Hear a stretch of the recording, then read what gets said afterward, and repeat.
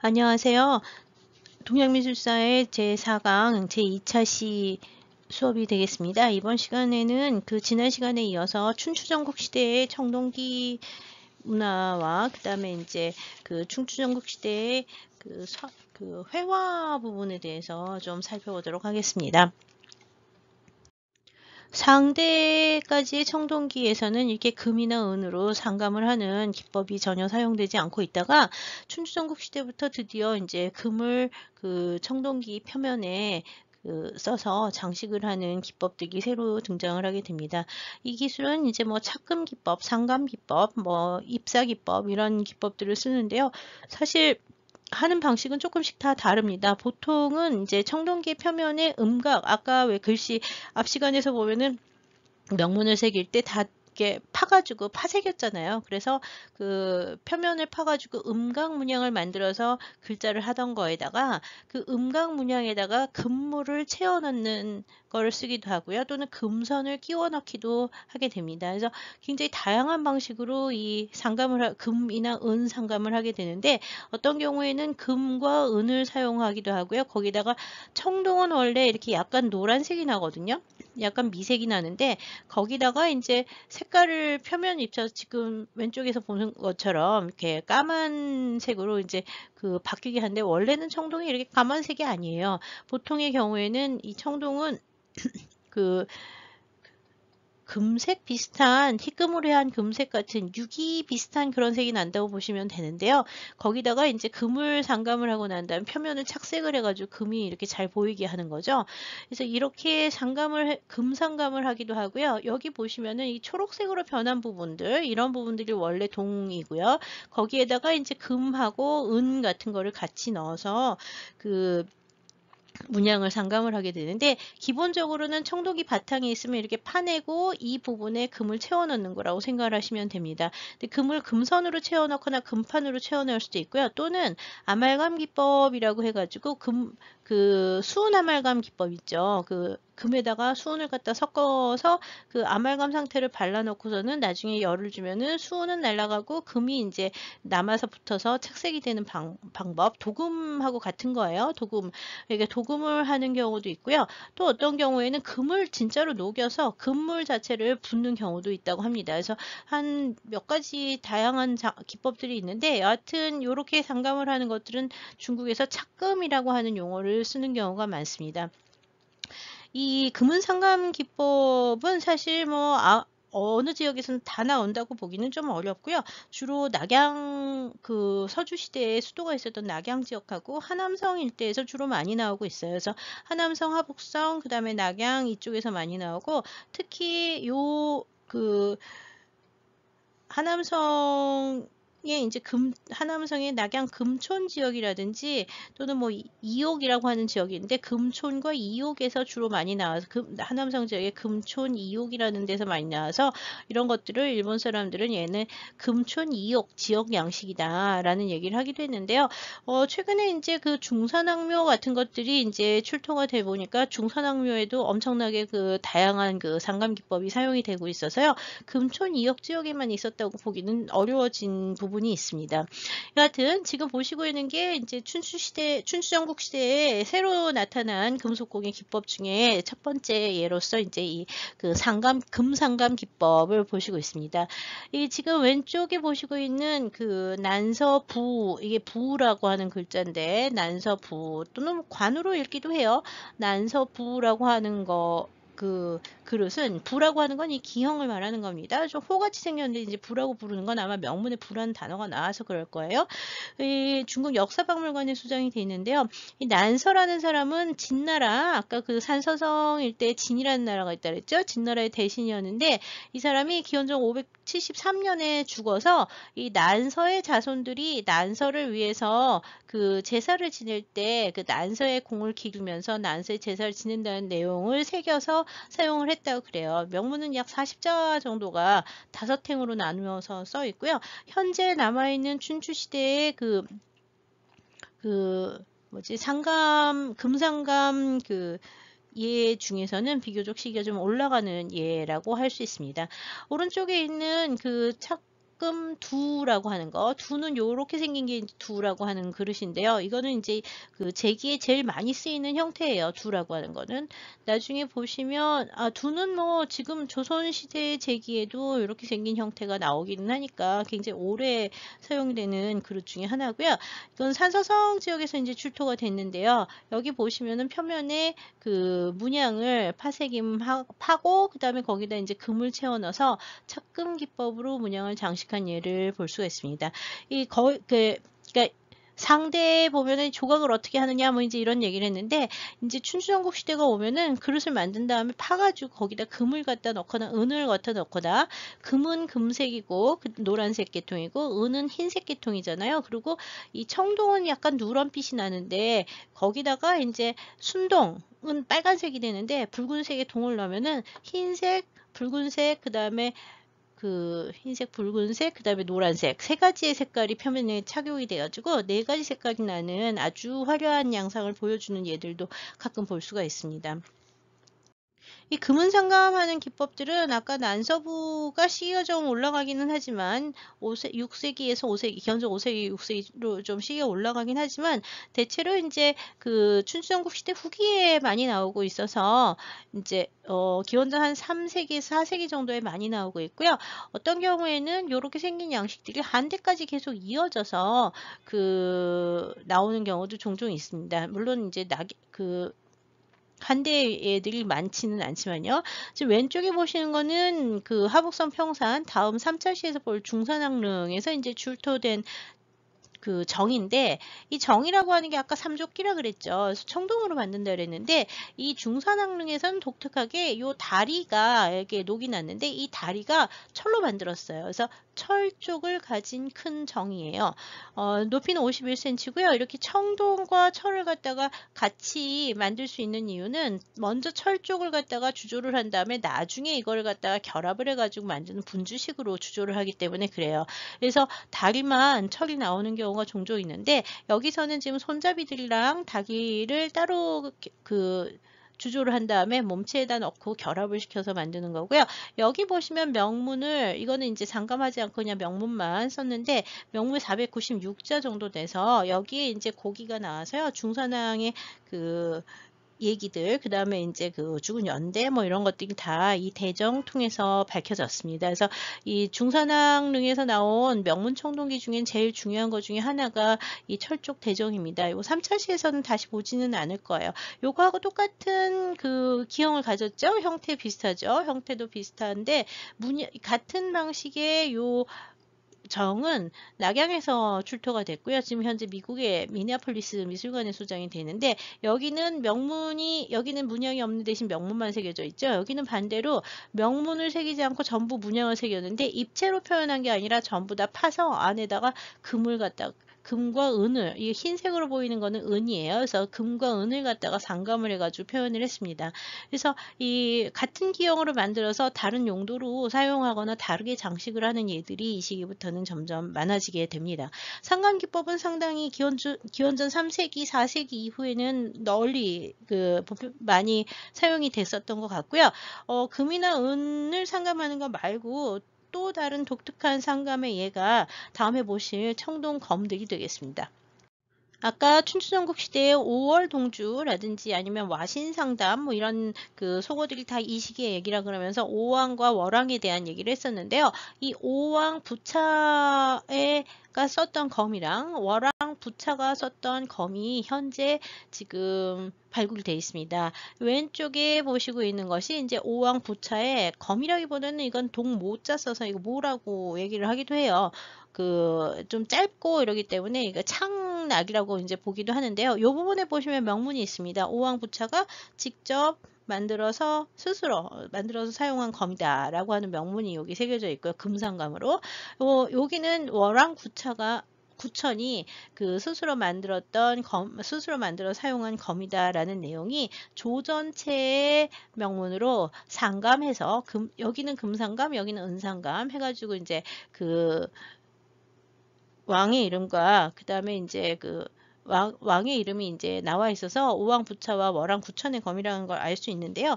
이 월나라의 구천이라고 하는 사람은 기원전 496년에 이제 왕이 됐는데, 왕이 되고 나서 얼마 안 있다가 부차가 쳐들어와서 구천을 잡아가요. 그래서 부차한테 져서 3년 동안 부차 밑에서 종살이를 하다가 풀려나거든요. 그래서 이제 10년 동안 이 사람이 와신 상담을 하게 되죠. 구천이 와신 상담을 해요. 그래서 이 구천이 나중에 기원전 473년에 이 부차를 쳐들어가서 부차를 죽이고 오나라를 멸망을 시키게 됩니다. 그래서 구천이 나중에 결국 이기게 되는데, 이 구천이 했던 게 이제 와신 상담이라고 얘기를 하는 거고요. 이 월나라하고 월나라하고 오나라는 장강을 넣고 5월이 같이 가는데, 요 두 나라가 서로 싸우다가 결국은 어떻게 되냐면 기원전 306년에 좀 몇십 년, 30년 정도 30몇 년 좀 뒤에 이 오와 웍이 서로 싸우는 사이에 서쪽에서 자라기 시작한 초라고 하는 나라가 들어와가지고 요 두 나라를 다 멸망을 시킵니다. 그래서 이 검들이 모두 다 초나라로 옮겨지게 됐다고 추정을 하고 있어요.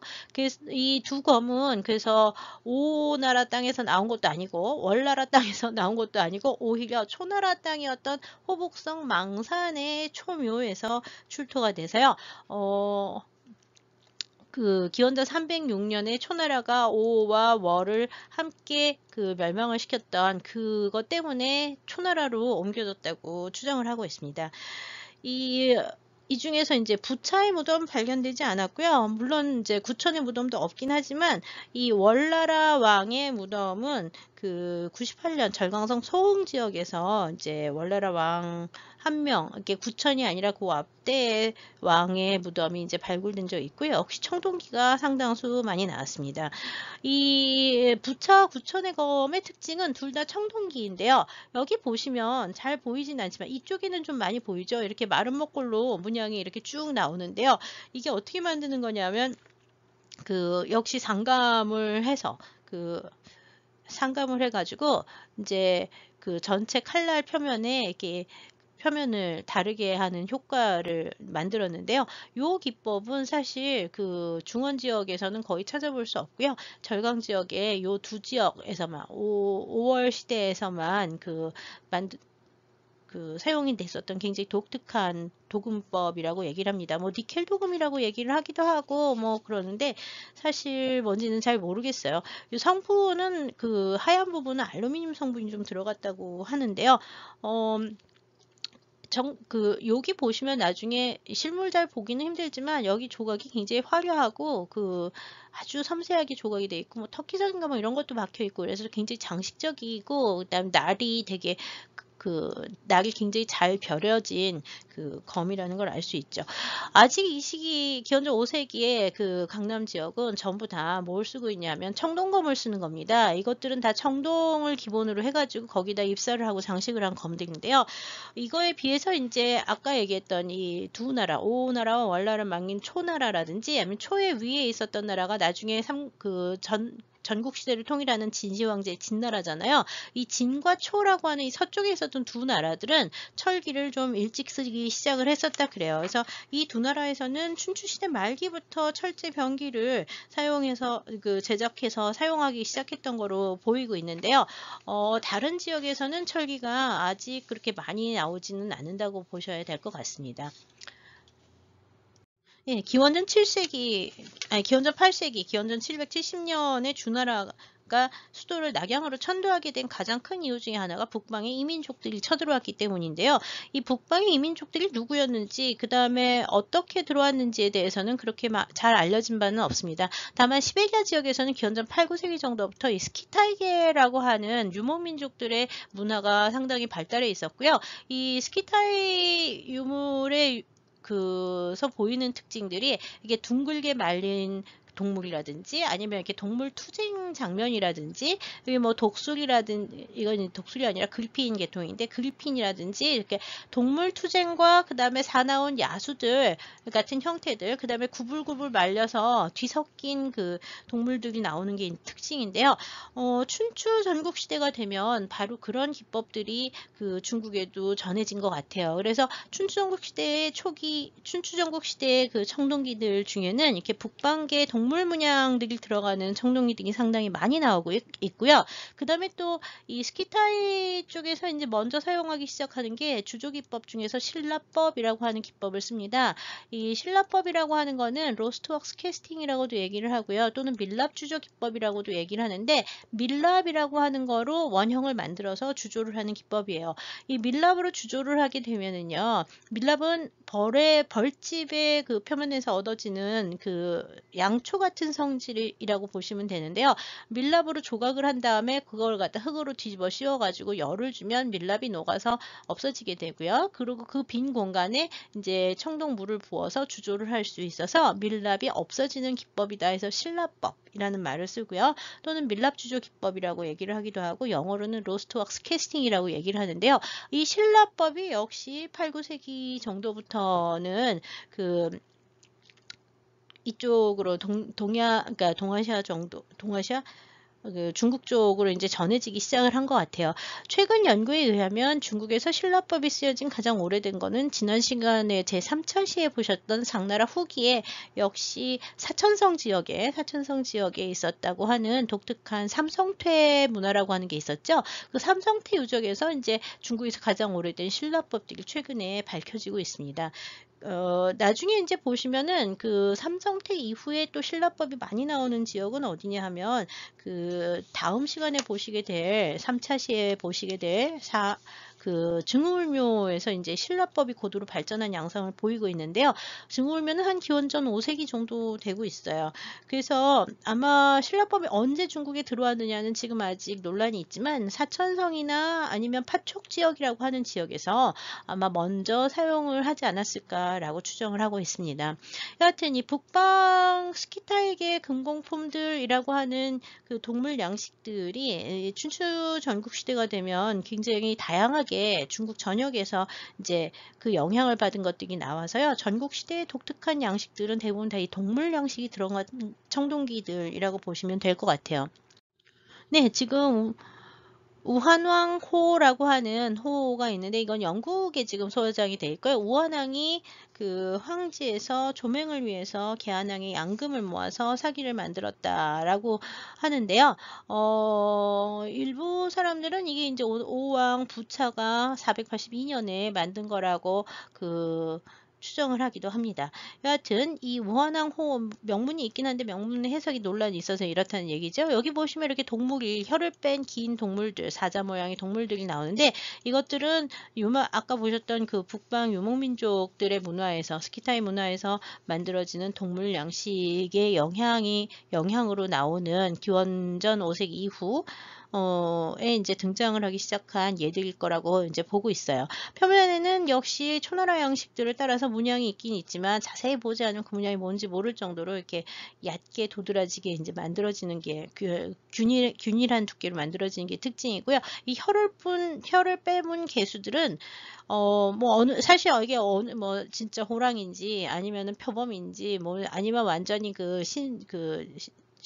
다 의미를 알 수 없는 그 괴물인지 정확하지 않은데 여하튼 이런 동물들 꼬리가 이렇게 말아 올라가지고 이렇게 꿇어앉은 자세의 이 동물들은 이 북방계의 영향을 받으면서 춘추전국 시대에 굉장히 널리 유행을 하게 되는 특징이라고 볼 수 있습니다. 보통 그 예전에는 그 호들에 뭐 이런 것들이 있으면은 이 손잡이가 없거나 아니면은 손잡이 있어도 그냥 단순하게 이렇게 생겼었잖아요. 근데 이제 춘추전국 시대가 되면은 이 동물 양식으로 전부 다 변화하기 시작을 합니다.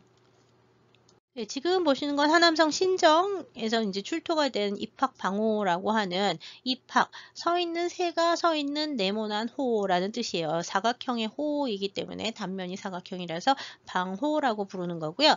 여기 보시면 역시 두 마리의 그 짐승인데 이 짐승 앞에서 보셨던 그 우한항호에서 보셨던 그 혀를 빼문 그 동물들이라고 보시면 되고요. 여기 중요한 거는 이 부분에 좀 안에가 속이 비어서 투각처럼 돼 있는데 이건 다 밀랍주조 기법으로 속을 비게 만들어서 그러는 거예요. 여기 보시면 바닥 부분도 다 이렇게 동물 양식으로 만들어져 있고요. 여기 윗부분에 있는 것이 이제 학인데요. 요 시기부터는 이 이제 그 기원전 한 6세기 정도, 기원전 6세기에서 5세기 정도가 되면은 이 동물들의 표현이 굉장히 사실적으로 만들어져서 지금 보시는 학은 정말 금방 날아갈 것 같이 되게 사실적으로 만들지 않습니까? 그래서 그 상대에 굉장히 이렇게 기괴하고 딱딱하게 만들어졌던 그 동물들하고 비교하면 굉장히 조형 감각이 풍부하고 자연물을 그대로 자연스럽게 보이는 조각적 그 표현 양식이 상당히 발전했음을 알 수가 있습니다. 그리고 이제 이 동물들이라고 하는 게 괴수들하고 그다음에 이렇게 그 현실에 존재하는 동물들이 적당히 섞여서 굉장히 이렇게 사실적이고 생생한 느낌으로 만들어지는 시기가 이 춘전국 시대의 청동기들에서 나오는 특징이라고 할 수 있죠. 네, 지금 보시고 있는 두 점의 청동기는 조금 전에 말씀드렸던 그 중선왕묘에서 이제 출토가 됐는데요. 기원전 4세기 정도 보고 있고요. 여기 보시면 이 방호에도 여기 표면에 가득 명문을 새겨놨는데 여기 두 마리의 동물은 용의 형태를 하고 있습니다. 오른쪽에 있는 것은 좀 전통적인 그 청동기 형태들을 많이 보고 있는데요. 여기 용이라든지 이런 짐승들은 역시 그 춘추전국 시대의 양식의 특징이 보이고 있죠. 그렇지 않고 이 몸 부분 이런 거를 보면은 좀 여기 있는 새 이런 것들은 좀 상대부터 내려오는 양식들, 전통 양식들을 쓰고 있는데요. 전통 양식을 계속 계승하면서 이렇게 새로운 양식을 조금 붙여가면서 조금 미묘하게 변하는 특징을 갖고 있어서요. 중국 미술을 보다 보면은 이렇게 왜 앞 시대랑 맨날 똑같은 것 같지? 이렇게 생각을 할 수가 있는데요. 그거는 나중에 이제 그 회화론이나 아니면 예술론 같은 거 할 때 보시면 알겠지만 복고풍이 굉장히 중요합니다. 언제나 복고풍을 계속 제대로 계승을 해가지고 나가는 게 필요하기 때문에요. 이 복고풍 양식은 명청대까지도 계속 이어진다고 보시면 될 것 같아요. 근데 이제 그 부분에서 조금씩 바뀌는, 변형되는 부분들이 이제 시대적 감성을 들어주는 경우가 상당히 종종 확인이 되는 거라고 보시면 될 것 같습니다. 입체적인 청동기라든지 뭐 이런 청동기 제작 솜씨는 이미 중선왕묘 만들어지는 기원전 4세기 정도에는 중국에서는 대부분의 주조 기술들이 뭐 상당히 발전해 있어서 못 만드는 건 거의 없다고 보시면 될 것 같아요. 예, 앞 시대하고 달리 이제 좀 더 사실적이고 생생한 양식들을 표현하는 것은 인간의 생활의 표현에 있어서도 비슷한 양식들을 보여주고 있는데요. 지금 보시고 있는 거는 역시 하남성이나 하북성 일대에서 이제 출토가 되고 있는 전국시대 금은상감호예요. 두 개가 서로 다른 작품인데요. 보통 이 호들은 이렇게 위에 뚜껑이 있긴 있는데 뚜껑이 없어진 경우도 있긴 합니다. 문양은 만들어지는 게 오른쪽에 있는 거는 여기 손잡이는 항상 두 개가 이렇게 달렸고 고기가 짐승 무늬에 손잡이가 달리고 거기에 이제 고기를 꿰었죠. 여기도 반대쪽에 하나가 더 있어서 고기는 항상 두 개가 달렸습니다. 이 호죠. 둥근 호인데 방호는 이제 단면이 이렇게 약간 방형으로 내려오는 호를 말하는 거고 얘는 단면이 완전히 원형이 된 호들인데요. 여기 이 호들에 보시면은요. 뭐가 새겨져 있냐면 문양을 지금 하나, 둘, 셋, 네 개로 문양대를 구획을 하고요. 여기는 여기도 문양대를 지금 하나, 둘, 셋, 넷, 다섯 군데로 이제 문양대를 나눠서 여기 이제 뭐를 하냐면 음각으로 문양을 새깁니다. 근데 이 음각에 새겨진 문양은 원래는 금이나 은이 다 상감이 돼 있었는데요. 지금은 상감했던 원래 금속들이 다 빠져나가서 음각으로 그냥 남아있는 경우도 많습니다. 이 금은 상감호들은 이렇게 단을 나눠가지고 음각하고 그 다음에 상감을 했던 것들은 수렵이라든지 전쟁이라든지 뭐 또는 양잠이라든지 이런 일상생활과 관련되는 장면들을 묘사해 놓은 것이 많아서 이 전국시대의 회화 양식들을 이해할 때 굉장히 중요한 자료가 되고 있습니다. 네, 좀 전에 보신 오른쪽에 있었던 호에 탁본 이제 보시면은요, 비슷한 호들이 몇 개 있는데, 이것도 역시 그 같이 전국시대에 이제 그 수련문호, 상감호, 수련문 금은 상감호의 명문을 이제 그 도해 놓은 것인데요. 여기 보시면 일단 그 종속문을 이용해서 하나, 둘, 셋, 네 개의 단어를 나누고요. 아랫부분에는 매미 문양, 그 상나라 때부터 내려오는 이 매미 문양을 종속문으로 넣습니다. 그 다음에 이제 맨 아래와 위를 갖다가 지금 하나, 둘, 세 개로 나누어서 각각 다른 이야기를 갖다가 도해를 하고 있는데요. 먼저 맨 밑에서 보시면 여기가 성이 있어요. 여기 성이 있어서 이 성에 사다리를 놓고 기어 올라가면서 올라가는 사람들하고요. 그 다음에 이제 이 사람들을 여기 내려 꽂으면서 방어하는 사람들이 위에 있어요. 그래서 이 공성전이에요. 공성전. 성벽을 놓고 이제 사다리를 놓고 올라가서 공성하는, 이거는 육상에서 전쟁을 하는 장면이고요. 반대쪽 여기는 땅이 있어요. 이렇게 땅이 있어서 땅에서 창을 들고 대치하는 사람이 있고요. 여기는 물이에요. 여기 보면 사람하고 물고기 같이 헤엄을 치고 있고 물고기들 있잖아요. 그래서 여기는 배를 타고 가가지고, 이게 배인데 배를 타고 가서 그 상대편을 공격을 하고 있는 수성전, 이거는 공성전 중에서 성벽을 하는 거고, 이거는 물에서 수전, 이거는 그러니까 육전, 이거는 수전이 되는데 전쟁 장면을 표현한 거라고 보시면 돼요. 아랫단은 전쟁이다. 두 종류의 다른 전쟁이 새겨져 있다. 그 다음에 이제 이 윗부분은요, 뭐가 있냐면 제사를 지내는 장면이 있어요. 제사를 지내는 장면이 있어서 여기 보면은 그 짐승 모양의 고리에 긴 고리가 달려서요. 요 사람들이 3명이 앉아서 4개의 종을 치고 있습니다. 이거 종이고요. 요거 삼각형으로 이렇게 생긴 거는 경이라고 하는데, 이건 편경이라고 불러요. 그래서 편경이 하나, 둘, 셋, 넷, 5개가 매달렸고 2명이 여기도 3명이네요. 여기 3명이서 이제 편경 5개를 치고 있어요. 여기는 종 4개를 사람 3명이서 이제 치고 있는 장면이 있어서 종과 경이라고 하는 악기를 치고 있는 장면이 있고요. 위는 아마 제사 장면일 거라고 추정을 해요. 그다음에 여기는 보시면 뭐가 나오냐면, 사람이 누워서 활을 놓고 활을 쏘면 잡았죠. 여기도 보면 활을 쏘면은 잡았습니다. 여기는 활을 쐈는데 화살 한 대가 날아가서 놓쳤어요. 예, 짐승을 맞추긴 했는데, 그래서 활을 쏴서 새를 잡는 장면이 있고요. 밑에도 여기 보면은 활을 쏴가지고 새를 쫓고 있는 장면이 나와서 수렵 장면이 있다고 보시면 돼요. 여기 보시면 재밌는 게, 화살을 맞은 새가 화살을 달고 날아가는 장면도 보이고 있습니다.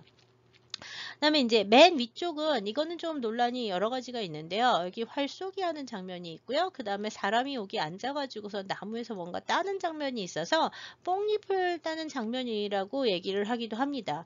그래서 요 윗부분의 경우에는 여기는 활 쏘기와 양잠 같은 것들이 나오고 있어서요. 이제 여기 다시 활 쏘기가 나오죠. 그래서 역시 이 장면에 이어서 제사를 지내거나 준비하는 장면이라고 생각을 하는데요. 대부분 다 이 양잠이라, 여기 뽕나무 잎을 딴다든지 아니면은 활을 쏜다든지 뭐 활 쏘기 연습을 한다든지 진짜로 사냥을 한다든지 뭐 이런 수렵과 그 다음에 이제 전쟁 장면들이 중심이 돼서 그려지는 것들이 많아서요. 이런 예들은 아마 당시에 제사 의례들 또는 뭐 왜 문자로 기록한 것이 아니라 이제 여기는 형상으로 기록하는 것들이 이제 등장을 하기 시작을 한다는 걸 알 수가 있는데요. 문자를 사용하는 경우도 있지만 지금처럼 형상을 사용해서 표현을 하는, 이것도 아마 승전을 기념하는 의례일 거라고 얘기를 해요. 그래서 이 당시의 생활 모습들을 이게 아마 일상적인 건지 아니면 특수한 의례인지는 잘 모르겠지만, 이렇게 사람들의 생활 모습을 갖다가 그림으로 표현한 가장 이른 예들이 전국시대 청동기들에서 확인이 되고 있습니다. 네, 하남성 지역에서 출토됐을 거라고 이제 얘기를 하는데요. 지금 보시고 있는 이 코뿔소 모양의 준이라고 하는 이 시준이라고 부르는데 코뿔소 시자 써서 시준이라고 하는데 이 코뿔소 모양의 이 준이라고 하는 이 그릇은 요 부분이 뚜껑이 되기 때문에 여기가 이렇게 열립니다. 그리고 나중에 여기는 없는데 코 반대쪽에 이렇게 빨대 같은 게 있어서 일로 나올 수가 있어요. 그래서 술을 넣는 그릇인데요. 코뿔소의 형태를 보면은 진짜 사실적으로 굉장히 잘 정교하게 표현을 했고요. 조각이 굉장히 우수하고요. 그 다음에 이제 이 표면에 보면 눈을 갖다가 돌 같은 것으로 이제 박아서 그 상감을 해가지고 사실적으로 표현을 했고요. 표면 전체는 지금 이 노란 부분들이 그 이상한 문양들이 보이고 있는데요. 원래는 이 부분들이 다 전체가 다 그 금으로 상감을 했었는데 상감한 것들이 많이 떨어져서 지금은 일부만 남아 있습니다. 그래서 신령한 코뿔소의 모습을 그 표현을 한 그 이런 것들이 이제 만들어져서요. 이 당시에 그 사실적 조형 활동이라고 하는 거는 기원전 한 4세기에서 3세기를 지나면서 굉장히 고도로 발전을 했었다는 걸 알 수가 있습니다. 이게 보통 중국 미술은 굉장히 추상적이고 사실적이지 않다 이런 얘기를 하는데요. 춘추 전국시대, 특히 전국시대 말기부터 시작을 해서 진나라 초기, 진한대, 진나라 초기 정도까지는 사실적인 미술 양식들이 한동안 나오기는 합니다. 나오기는 하는데 얘가 많지 않고 얘가 좀 드문 편이고 그 널리 유행을 했었던 것 같지는 않아서 이렇게 중국 미술의 아주 주류였다고 얘기를 하기는 좀 어려운 부분이 있긴 합니다만 여하튼 이미 청동에서 이렇게 사실적인 그 조형 양식들이 많이 춘추전국시대에 확인이 되고 있는 중이죠. 또 다른 이제 중요한 이 춘추전국시대, 특히 전국시대 후기의 이제 유물들은 기원전 여기 보통 이제 기원전 한 5세기에서 4세기 정도 얘기를 하는데요. 운남성 지역에서 아주 독특한 청동기들이 상당히 많이 나오고 있습니다. 이 운남성 지역에서 나오는 이 독특한 청동기들은 아마 그 사천성 일대 삼성태 유적에서 이미 그 밀랍주조 기법들이 있었고 그런 기법들을 공유해서 만들어진 그 청동기들이라고 추정을 하는데요. 아까 보셨던 코뿔소라든지 지금 보고 있는 이 운남성 지역에서 이 청동기들은 대부분 다 밀랍주조로 만들어졌을 거라고 얘기를 하고 있어요. 여기는 이 동물들이 훨씬 더 생생하고 사실적으로 보이고요. 이 발 같은 경우에는 완전히 짐승발을 그대로 모방을 해서 만들고 있는 독특한 특징들을 갖고 있죠. 여기 보시면 이제 물소들이 이제 전쟁을 하고 있는데 여기 동물 양식이 보이죠? 여기 동물들은 훨씬 더 사실적인 양식을 보여주고 있어요. 이 운남성 지역에서 만들어지는 그 운남성 석채산에서 출토되는 이 청동기들은 전이라고 하는 민족의 독특한 미술이라고 얘기를 합니다. 이 전족, 티엔 또는 전이라고 이거 한국에선 전이라고 읽어요. 이 전족의 문화는 그 운남 지역의 소수민족일 거라고 보고 있고요. 나중에 이 전족은 그 남조와 그 다음에 이제 대리국이라고 하는 운남성의 고유한 그 국가들을 형성하는 데 중요한 민족이 되는데요. 원나라 정도부터는 이제 중국의 영향을 중국으로 이제 흡수가 되면서 지금은 이제 그 중국의 한 부분으로 완전 이해가 됐습니다만 원래 이제 기원 자체는 중국하고는 굉장히 다른 문화권이었고 그다음에 이제 13세기 정도까지 독립적인 국가를 계속 유지했었던 지역이라고 생각하시면 될 것 같아요. 이 지역에서 나오는 이 독특한 이 청동기들은 지금 보시면 다 이렇게 생겼잖아요. 예, 속이 다 비었고요. 이 안에 뭘 담냐 하면 그 조개 껍데기를 담아요. 일반적인 조개 껍데기가 아니라 동남아에서 나오는 이렇게 생긴 속에 이렇게 갈라지는 그 고동 비슷한 그 조개들이 있는데 그 조개들을 이 당시 사람들이 이 지역 사람들이 이게 귀한 돈으로 여겼다 그래요. 그래서 이 조개 껍데기를 담는 그릇이다 해서 저패기라고 부르는 그릇들입니다. 이 저패기들은 운남성 지역에서 만드는 저패기들은 다른 지역에서는 거의 안 나오고 운남 지역에서만 나오고 있고요. 이게 이제 나중에 보면은 그 동남아 지역의 청동기들하고도 관련이 깊어서요. 동남아 청동기 문화와 의 기원으로 보는 견해도 되게 많습니다. 여기 보시면 이 접폐기 위에 있는 요것들, 이거는 동남아 지역에서 만들어지는 동고라고 하는 커다란 청동북들인데요. 동고를 놓고 조그만 사람들이 모여서 제사를 지내는 장면입니다. 그 다음에 여기 집이 이렇게 있어서 집에서 역시 그 제사를 지내는 장면들이 있어서요. 그 제사와 향연의 모습을 표현한 거라고 이제 보고 있고요. 여기는 이제 동물 양식들이 나오는데, 이 독특한 거는 이 전족의 문화, 전족의 이제 문화권에서는 이렇게 청동기들 중에서 북방 유목민족들의 영향이 보이는 동물투쟁 양식이라든지 뭐 이런 것들과 동남아 지역에 많은 그 물소라든지 아니면 동고라든지 뭐 이런 것들이 여기서 같이 보이고 있어서요. 굉장히 독특한 그 청동기 문화, 지역색이 강한 청동기 문화라고 이해되고 있습니다. 네, 지금 보시는 것이 역시 운남성 석채산에서 출토된 동물투쟁 그 장면을 표현한 청동기 양식이죠. 두 마리의 동물이 돼지 한 마리를 잡고 있는 호랑이 두 마리 또는 사자 두 마리가 잡고 있는 아주 작은, 크기는 허리띠 비슷하게 조그만 양식이라고 보면 되는데요. 이거는 이제 북방 쪽에 영향을 받은 도상들이 이게 운남에서 운남적 양식으로 표현된 거라고 볼 수 있죠.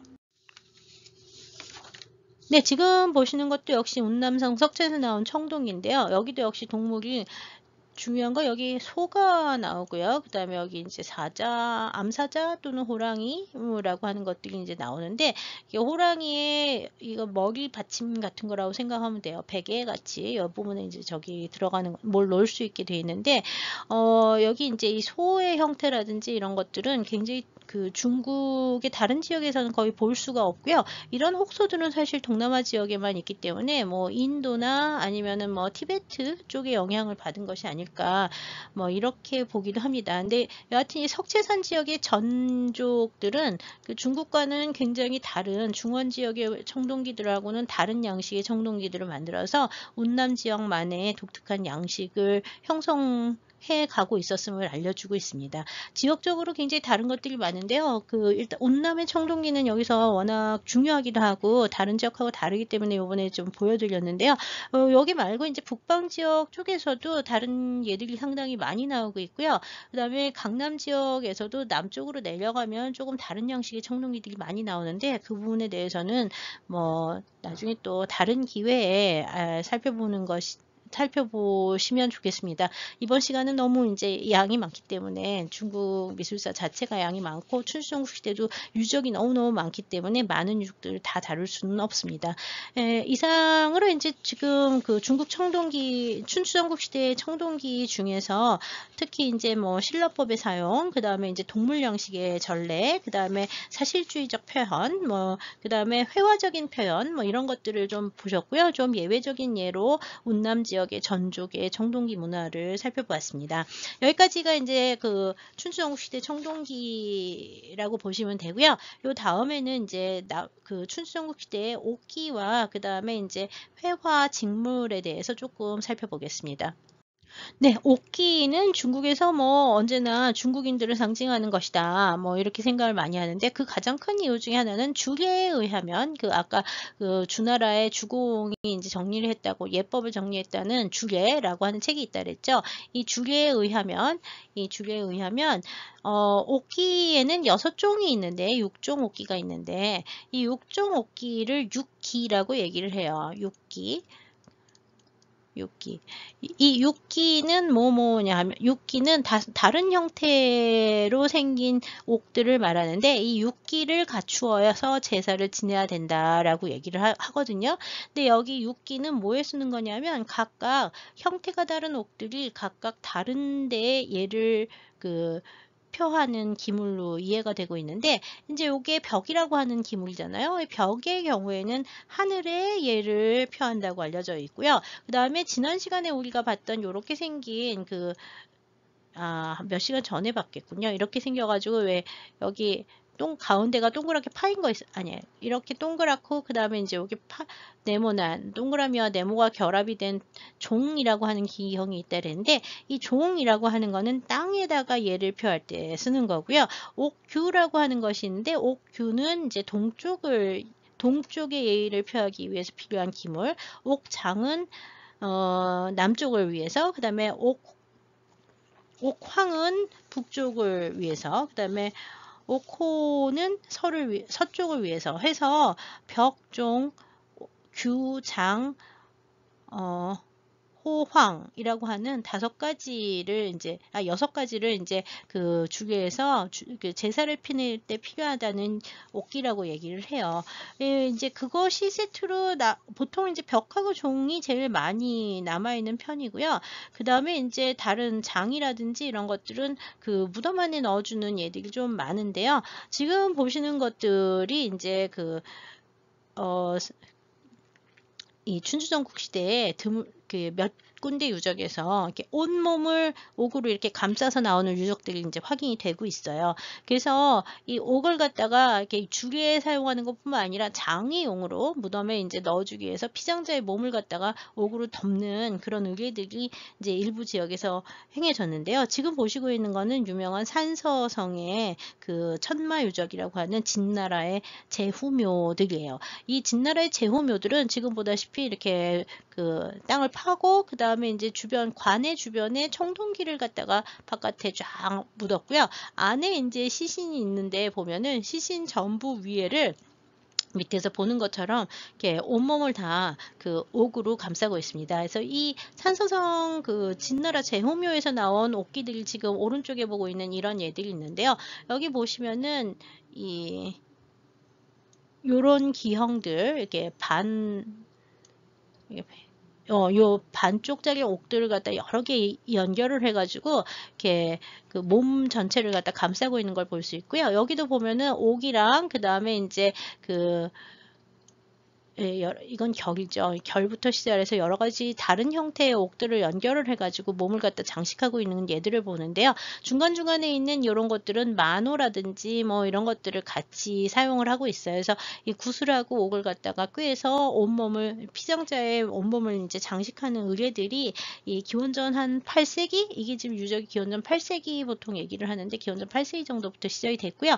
여기 옥들을 보시면은 자세히 보면은 이렇게 잔잔하게 무늬가 있는데 이 무늬는 이미 상나라 때 옥기들에서도 보였지만 청동기에 조각이 된 뭐 도철문이나 기록문이나 뭐 이런 문양들을 여기다가 새기고 있습니다. 그래서 이 옥기를 만들어서 무덤에 넣어주고 그 다음에 제사를 지낼 때 사용하는 의례들은 상대 이후부터 이제 전국 시대를 거쳐가면서 특히 전국 시대 산서성 지역을 지나가면서 이렇게 상당히 발전을 했습니다. 그래서 전국시대 무덤, 춘추전국시대 무덤에서는 대부분 옥기가 엄청나게 많이 나오는 편이에요.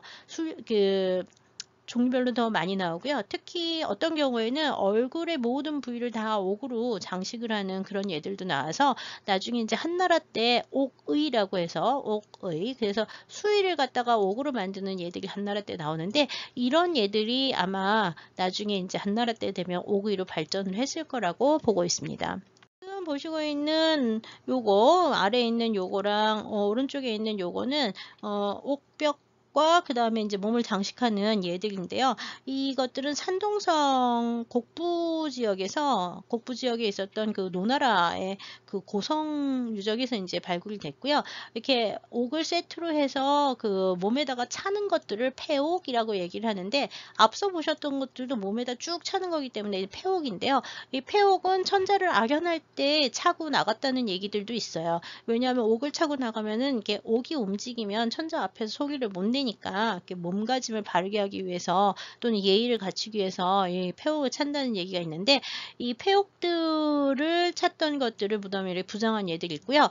여기 가운데 보시면 이제 여기 눈 모양, 코 모양, 입 모양이 다 보이죠. 여기 귀 모양도 있고 그래서 이 눈, 코, 입 모양으로 그 장식을 만들어 가지고 여기다가 이제 무덤에다가 넣어주는 것들은 역시 산서성 지역에 아까 얘기했던 삼서성 지역에서 나오거나 또는 하남성 지역의 괴곡묘 같은 데에서 이제 이런 예들이 이제 출토가 되고 있습니다.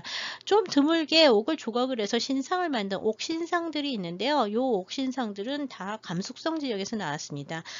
맨 밑에 있는 요거는 하남성 등봉용에서 이제 나왔는데 여기 이제 만호하고 뭐 이런 그 준보석들, 하얀 수정 뭐 이런 것들을 사용을 해가지고 장신구를 만들었던 예들이 있는데, 이 옥과 그다음에 만호, 수정 같은 것들을 그 사용해서 몸을 장식하는 것들은 주로 이제 산서성 일대, 하남성 일대에서 좀 나오는 것 같습니다. 근데 중국 사람들은 이 구슬을 그렇게 좋아하지 않기 때문에 구슬은 좀 일부 유적에서 나온다고 보시면 될 것 같아요. 네, 요 두 점은 다 호북성 강릉현에 있는 그 초나라 유적에서 이제 전국시대 초나라 유적에서 출토가 된 비단입니다. 여기 뭔지 아시겠죠? 오른쪽에 보시면은요, 이 오른쪽은 그 해야 되겠다. 요 오른쪽에 요 보시는 요거는 여기가 손이 나오니까 어깨가 있어서 팔의 한 소매라고 보시면 되고요. 왼쪽에 있는 거는 그냥 비단이 이제 발견이 됐는데, 이 비단을 만드는 것은 기본적으로 양잠을 해야 되죠. 양잠이라고 하는 건 누에를 키워야 되는 거예요. 누에를 키워서 누에고치를 얻어서 그래서 그거를 실로 만들고 그래야지 비단을 짜게 되는데, 이 비단 산업이 본격적으로 비단을 만드는 그 방직업이 본격적으로 발전하는 시기가 역시 춘추 전국시대입니다. 역시 초나라 지역에서 비단 생산이 상당히 많이 발전을 했었다고 알려져 있고요. 현재도 유물이 제일 많이 남아있는 데 중에 하나가 초나라 유적들이라고 볼 수 있어요. 호북성 지역에서 상당히 많이 나오죠. 왼쪽에 있는 요 두 비단은 전부 바탕은 비단이고요. 위에다가 이제 문양을 갖다가 자수를 놓아서 이제 장식을 했는데, 기본적으로는 봉황의 형태와 가깝긴 하지만 무슨 괴물이 있어요. 고양이 얼굴 비슷한 거에 이렇게 부리가 달리고, 여기 다시 새 부리가 달려서 날개에 새 부리가 달린 이런 모습들, 이런 다리는 두 개가 있으니까 일단 새는 새라서 이게 봉황이라고도 얘기를 하는데, 봉황과 새 꽃과 뭐 이런 것들이 어우러진 이렇게 기괴한 문양들은 이제 대부분 초나라에서 그림이나 지금 보는 것처럼 직물로 이제 많이 만들어졌고요. 이 초나라 지역에서 만들어진 독특한 이 조형 양식들, 특히 이렇게 기괴한 괴수들과 이렇게 신수 같은 얘들은 이 초나라에서만 나오는 독특한 양식들이 많은데요. 이 초나라 문화에 대해서는 한동안 알려진 바가 거의 없다가 70년대 이후부터 이 호북성 일대에서 엄청나게 많은 초대의 무덤들이 발견이 되면서 지금은 초나라에서 나오는 연구들이 굉장히 많아졌죠. 특히 지금 여기서는 별로 보여드리지는 않지만, 이번 수업 시간에는 별로 많이 보여드리진 않지만, 이 초나라에서는 지금 보시는 비단 종류라든지 그 다음에 그 칠기가 굉장히 많이 나옵니다. 그래서 전국시대 칠기는 중국에서는 뭐 신석기 시대부터 만들었다고 알려져 있는데, 상나라 칠기나 하나라 칠기 또는 이렇게 주나라 칠기가 그렇게 많이 남아있지는 않은데요. 초대 칠기는 굉장히 많이 남아 있습니다. 이 초대 칠기도 다 그림을 그리기 때문에 이게 자수 문양이나 회화에 보이는 양식들을 공유하는 경우가 많습니다. 네, 초나라의 그 칠기나 아니면은 그 비단 생산 뭐 이런 것들을 보면 초나라의 문화가 상당히 이제 발전했었다는 걸 알 수가 있는데요. 지금 현재 그 동양화 또는 이렇게 왜 수목화라고 하는 것들 중에서도 가장 이른 거는 역시 호남성 장사 지역에서 출토됩니다. 여기도 초대 유적이라고 보고 있는데, 기원전 3세기 정도의 초나라 유적에서 무덤에 관이 있으면 이 관 위를 비단으로 덮어주거든요. 이 위를 이렇게 비단으로 덮어주는데, 이 관 위를 덮어주는 그림을 비단으로 그립니다. 그래서 비단 백자 써서 백화라고 얘기를 하는데요. 이 관 위를 덮어주는 용도로 사용해주는, 이렇게 무덤의 관 위를 덮어주는 그림으로 그려진 이 백화들이 초나라에서 몇 점이 발견이 됐는데요. 그 중에서 이제 왼쪽에 있는 응봉사녀도, 오른쪽에 있는 그 남자 어룡도, 그다음에 용봉사녀도라고 하는 이 그림들은 현재 중국에 남아있는 그 비단 그림 중에서 가장 오래된 거라고 할 수 있죠. 이게 비단의 생산이라고 하는 거는 자수나 뭐 옷을 만드는 것뿐만 아니라 지금처럼 글씨를 쓴다든지 그림을 그린다든지 뭐 지도를 만든다든지 할 때에도 전부 다 이 비단을 썼는데요. 지금 이 그림들은 아무데나 거는 것이 아니라 죽은 사람의 관 위에 덮어서 무덤에다 넣어주는 부장용 그림입니다. 이 용봉사녀도가 아마 양식적으로 봐서 좀 더 오래된 양식을 따르고 있다고 보고 있는데요. 용봉사녀도, 사녀라고 하는 여기 주인공 주인공 여자가 있습니다. 이 주인공 여자 옆에 보시면 얼굴이 이렇게 생겨서 눈이 이렇게 삐쳐서 올라가고 있고요. 그 다음에 머리를 갖다가 위로 쪽지듯이 올려서 묶었습니다. 소매가 긴 옷을 입고 있고 허리가 가늘면서 앞으로 말아 올라간 치마를 이렇게 입고 있어서 측면으로 표현된 여자가 이제 그 중앙 아래쪽에 있는데요. 이 여자가 아마 묘주였을 거라고 추정을 합니다. 여기 보시면 그 위에 새가 여기 부리가 이렇게 있고요. 그 다음에 이제 이렇게 와가지고 다리 하나 벌리고 그 다음에 다리가 이쪽으로 하나 또 벌려지고 날개가 있고 꼬랑지가 둘로 갈라진 새가 있는데 이 새가 봉황입니다. 이 새 봉황이고요. 그 다음에 이제 여기 잘 보이진 않는데 여기 이렇게 해서 뱀처럼 생긴 게 하나 더 있어요. 여기 밑으로 이렇게 내려가는 그 짐승이 하나 있는데 이거 뱀처럼 생긴 여기 다리가 또 달렸거든요. 그래가지고 다리가 달려서 요거는 용일 거예요. 뱀 모양의 용이라고 생각을 해요. 여기 나오는 이 용과 봉은 죽은 사람의 영혼을 저 세상으로 데리고 가는 인도하는 역할이라고 생각을 해서요. 죽은 자의 세상으로 떠나가는 사람을 그린 거라고 보고 있고요. 일종의 인물 초상화 계통의 작품이라고 보시면 되겠습니다. 지금 현재 이 초상화 계통의 그림 중에서도 역시 가장 올라가는 그림이 이 용봉 사녀도가 되겠습니다. 오른쪽에 있는 그림은 다른 고분에서 나왔고 묘주는 남자였습니다. 남자 어룡도라고 되어 있는데 남자는 여기 가운데에 있죠. 여기 옷은 역시 이렇게 해서 약간 양쪽으로 벌어져서 쪽진 머리 머리에 이제 관 쓰고 올라간 머리를 하고 약간 옆을 보고 있는데요. 이 사람이 이제 역시 묘주로 이제 추정을 하고 있고요. 이 사람을 감싸고 지금 현재 보시면 용이 한 마리 이렇게 표현이 되어 있습니다. 용 위에 학이 한 마리, 학인지 새가 한 마리 또 있고요.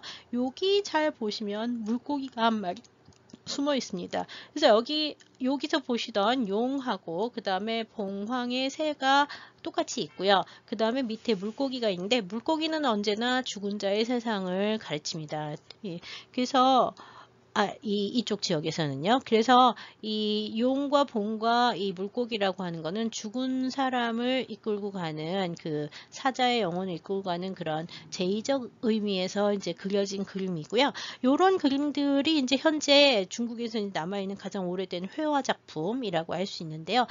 요 시기를 아마 3세기부터 이런 그림들을 그렸고 같은 3세기 유적이라고 하더라도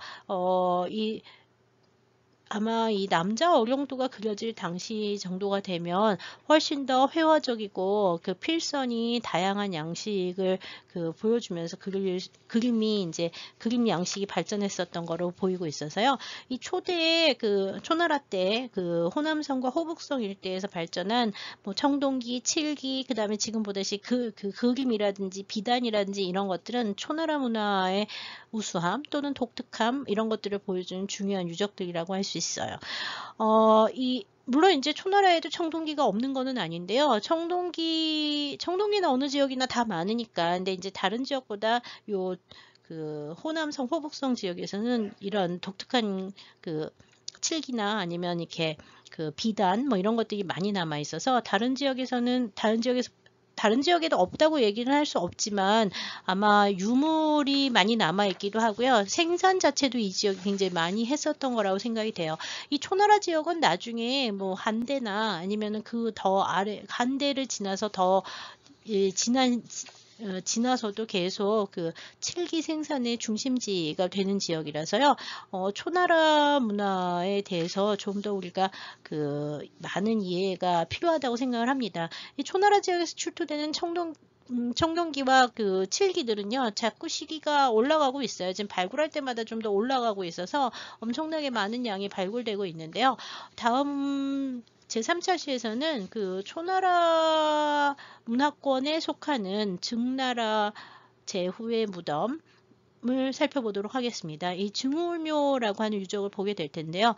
이 증후울묘 증오울묘는 이 초나라 지금 이제 초대 유적을 많이 안 보여주고 이제 증오울묘만 보여주게 되는데, 왜냐하면 증오울묘가 이 초대 무덤들을 발굴하기 시작한 제일 그 본격적인 예들이 된다고 보시면 되고요. 초나라 문화가 그 이전에는 그게 별로 많이 안 알려져 있다가 이 증오울묘가 발굴된 이후부터 그 증나라의 제후들 무덤들이 연속적으로 발굴을 하면서 최근 20세기 후반에 20세기 후반부터 지금 2000년대 초반까지 지금까지 이제 가장 그 중국 미술사에서 많은 변혁이 있는 우리나라에는 거의 소개가 안 돼 있고 많은 변혁이 일어난 지역이 그 많은, 그러니까 뭐라 하지? 그러니까 미술사 연구나 고고학 연구에서 기존의 학설들하고 완전히 다른 유물들이 제일 많이 나온 지역이 이 초나라 중심으로 하는 호북성과 그다음에 이제 호남성 일대라고 보시면 될 것 같아요. 그래서